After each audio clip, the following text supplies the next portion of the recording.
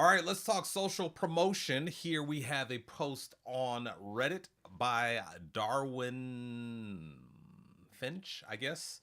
That's how you pronounce that. He says the fact that kids who miss 100 plus days are passed on to their next grade is a disservice to the students and an insult to their teachers. Provocative. Yes.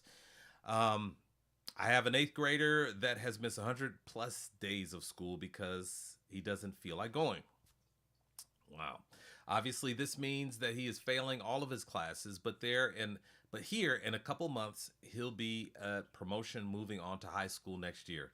It's a disservice to this kid that we are permitting this attitude and an insult to us teachers, showing that our expectations for students really don't matter.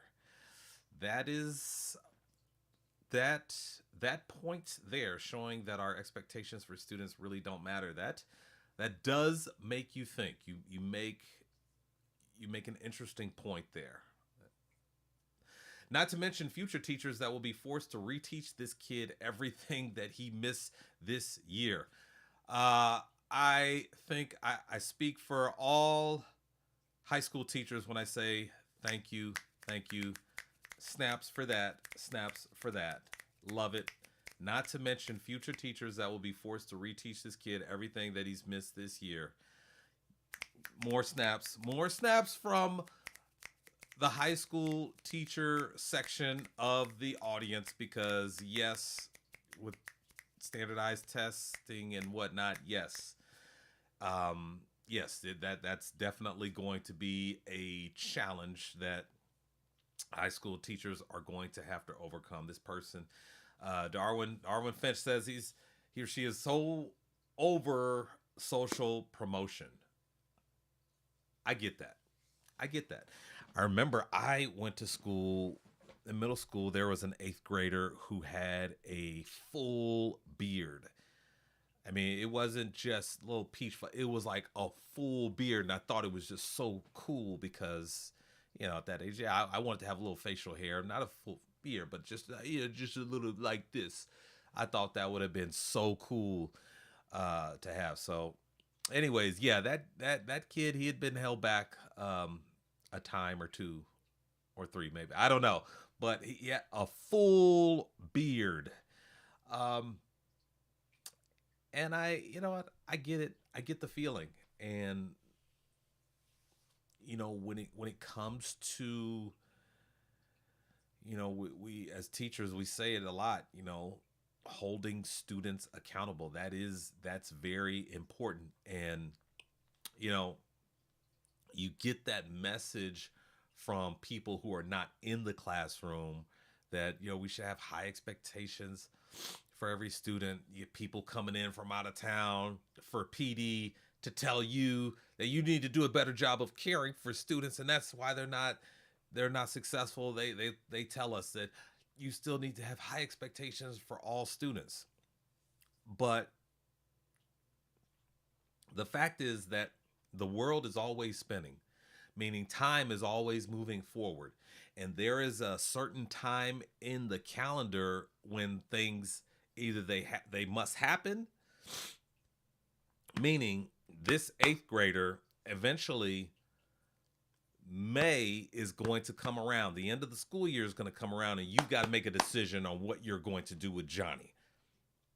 Johnny's missed a lot of school, but you've got to make a decision because in May, you've got to think about the fall. Fall is coming. What are you going to do with Johnny? And it's those times when we are really, our commitment is tested. We're committed to high expectations for all students.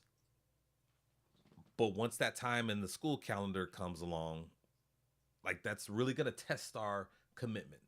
Did we really mean what we say, or is there that gray area? Is there that room to wiggle?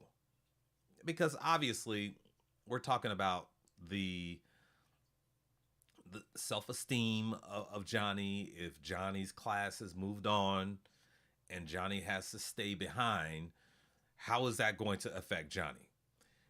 Johnny's already not motivated and encouraged to attend school. Well, if you hold them back, what makes you think that's going to be any better? Now, there used to be a time where Johnny did fall in line, where you did hold him back and he fell in line and he did what he was supposed to do, because there was just that time where all you had to do is say it once, and you know, a large majority of students, they would just fall in line, do what was expected of them. Now things are different. Things are different today, and so um, and I'm not saying that's either right or wrong. I'm just saying that this times are different, and I think that even myself, I would, let's say I'm superintendent and I've got to make the decision. I've got to make the call. I feel like, first of all, there's no, it's a tough position to be in. So let's take a minute to acknowledge the fact that being a superintendent, that's a tough job. But I feel like it's just not, the juice there is just not worth the squeeze in holding the student back. It's just not worth it. Um, it's just not worth it. And I'm sure some of you would say, "Oh, uh oh, uh oh." Sorry about that, but I'm sure a lot of you would say, "Oh, that's you just punting. You're not taking a stand on this issue." But I just, yeah, in the time we live in, just I just think it would be, you would have less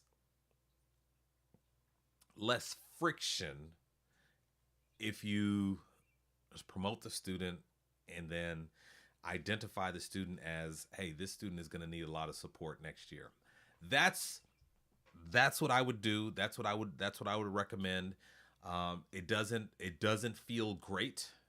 No, it doesn't feel great. I think ideally, what you would do is you would make sure that any student, before you promote them, make sure that they have met expectations. And if they are short of expectations, perhaps there is some in between eighth and ninth grade, that students can start the year where they're working on catching up, getting those things that they need, possibly, I don't know, in the summer, maybe. And see, there's that thing, that school calendar, it always gets us, doesn't it? Because not all students are going to be available in the summer. So that means, do you start them their ninth grade year? Do you start them in this kind of in between eighth and ninth grade uh, situation, to where we're trying to get them caught up and have them either meet or exceed expectations before we have them start freshman year? That's a bold move, but I think it's something that's doable. It's messy, but I think that it's something that can happen. And again, that's way over our head. But hopefully someday we get some thinking from the top that's similar to that, because ultimately it's the students that are going to pay the price if we deem that they haven't fully met expectations and we keep loading them up with credits to eventually graduate them. I think that there is a better way to do that. And so I get it. Yeah, and it does feel like, I get it. It does feel like there is no accountability. It makes a teacher feel like there is no accountability. It makes a teacher feel like, administrators, they just give lip service to high expectations and they don't really mean it. I understand it. I'm with you 1000%. I get it. To be able to miss 100+ days of school as an eighth grader, but still be promoted at the end of the year. I mean, there is no message being sent to that student about accountability, about commitment. Um, well, there is a message. It's a negative message, because they realize, oh, you mean I didn't have to do all that, and I still get to, oh. And so what kind of attitude does that student take with them uh, to high school? And that's just, So it's not good. It's not ideal. I get it. It's frustrating, but just take comfort in the year is almost over. You're gonna get yourself a nice break if you don't do summer school. Again, hats off, prayers to those who do summer school. Thank you so much for your service. We appreciate you. But Darwin Finch, you got a break coming up. Everything's gonna be okay. Um, yeah, break coming up. Renew your mind. It's gonna be all good. Don't you worry. All right, that's it for today. Thank you so much for watching. I appreciate you. And until we meet again, please don't forget that teachers are leaders.